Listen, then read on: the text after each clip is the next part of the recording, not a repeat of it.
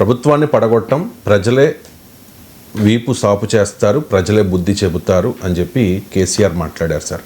కానీ తెలంగాణలో కాంగ్రెస్ ప్రభుత్వం ఏర్పడిన ఫస్ట్ డే నుంచి మనం గమనిస్తూ ఉన్నాం, ఇంకా 6 నెలల్లో ఈ ప్రభుత్వం పడిపోతుంది అని చెప్పి ప్రతిరోజు ఎవరో ఒకరు హరీష్ కానీ, కేటీఆర్ కానీ, ఇతర బీఆర్ఎస్ నాయకులు కానీ పదే మాట్లాడేవారు. ఈ మధ్యనైతే మాట్లాడడం లేదు. అండ్ ఇప్పుడు కేసీఆర్ ప్రజలే బుద్ధి చెప్తారు, మేము ప్రభుత్వాన్ని పడగొట్టే ఉద్దేశం లేదని మాట్లాడారు. ఎందుకు ఈ మార్పు సార్? అంటే పడగొట్టలేరని అర్థమైందేమో. ఎందుకంటే 2023 ఎన్నికలు అయ్యాక కాంగ్రెస్ పార్టీకి వచ్చిన సీట్లు ఇంక్లూడింగ్ మిత్రపక్షమైన సిపిఐతో కలిపితే 64.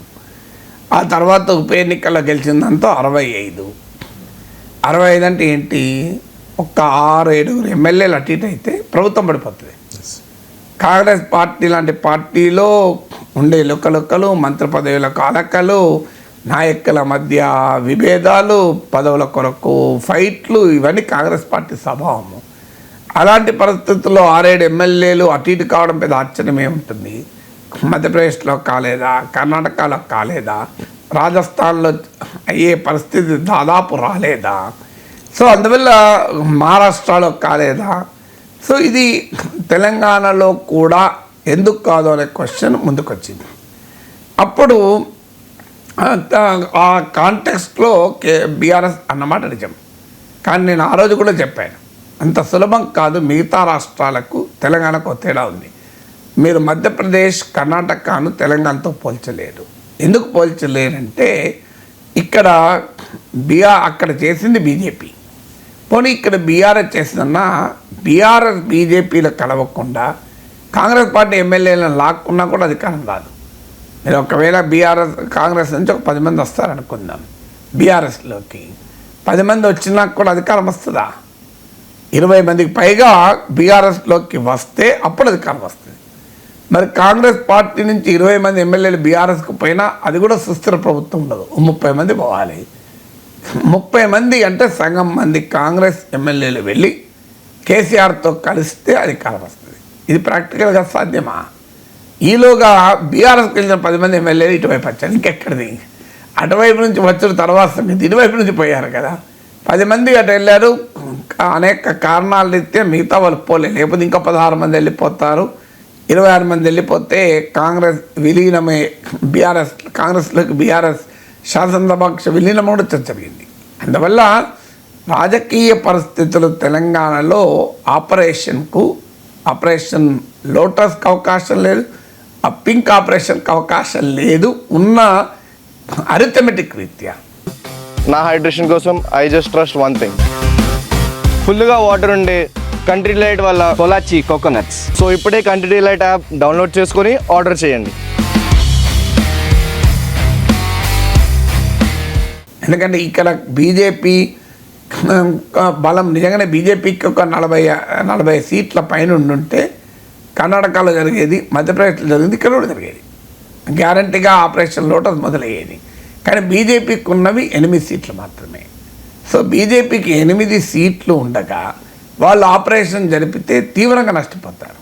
ఎవరికి అధికారం ఇవ్వాల్సి ఉంటుంది? కేసీఆర్కి అధికారం ఇవ్వాల్సి ఉంటుంది. కేసీఆర్ వ్యతిరేక పోరాటంతోనే 8 సీట్లు వచ్చాయి. కేసీఆర్తో బీజేపీ పరోక్షంగా కలుస్తుంది అన్న అనుమానంతోనే బీజేపీకి ఉన్న సీట్లు పోయాయి, వచ్చే సీట్లు పోయాయి. అలాంటప్పుడు బీజేపీ కాంగ్రెస్ పార్టీని అస్థిరపరిచి కేసీఆర్ చేతిలో అధికారం ఎందుకు పెడుతుంది? ఈ పొలిటికల్ కాంటెక్స్ట్ రీత్యా తెలంగాణలో కాంగ్రెస్ పార్టీ ప్రభుత్వం మనుగడ సాధించగలిగింది. ఈలోగా జరిగిన 2 పరిణామాలు, 65 సీట్లు కాంగ్రెస్ కొంటే 10 మంది బీఆర్ఎస్ ఎమ్మెల్యేలు వచ్చి చేరారు, 75 అయింది. ఎంఐఎం ప్లేట్ ఫిరాయించింది. అధికారంలో ఎవరుంటే వాళ్ళకి మద్దతుగా ఉంటుంది కనుక వాళ్ళు కూడా వచ్చారు. అంటే వాళ్ళ 119 సీట్లు 82 సీట్లు ఉన్నాయి. 82 ఇటువైపు ఉన్నాయి, మీకు అటువైపు 29 ఉన్నాయి. ఎలా మరి ఎట్లా ప్రభుత్వాలు పడిపోతాయి? So arithmetic is very clear. పోనీ కాంగ్రెస్లో ఎవరో ఒక నాయకుడు ఎక్కువ మంది ఎమ్మెల్యేలను తీసుకొని బయటికి వచ్చి వేరే పార్టీతో కలుద్దామన్నా కూడా అవకాశం లేదు. So the electoral arithmetic of Telangana doesn't allow for that operation as of now. ఫ్యూచర్లో ఇంకా ఏమైనా మార్పులు వస్తే తప్ప కాంగ్రెస్ పార్టీ నిట్ట నిలువున చీలి వచ్చినా కూడా అది ఎన్నికలకు దారితీస్తుందే తప్ప కొత్త ప్రభుత్వం ఏర్పాటు అంత సులభం కాదు. ఎందుకు కారణం ఏంటంటే తెలంగాణ రాజకీయం 3 స్తంభాలాటగా ఉండడం.